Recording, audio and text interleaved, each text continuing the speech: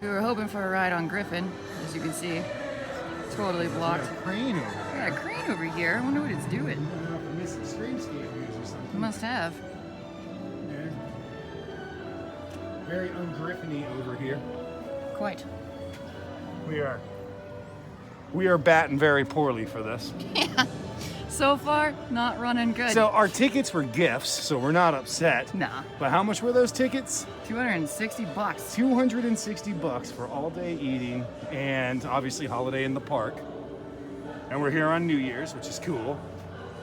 But thus far, the only thing I've seen to do is Finnegan's Flyers, one side, and the ride was banging because Yep, because that's the only thing open. That's the only thing open. We did see Apollo's Chariot from the parking lot. And we had to wait about a half hour in the tram line because they parked us in the Scotland, which apparently is across the road and the train tracks. I'd never even heard of that. I didn't even know it was there.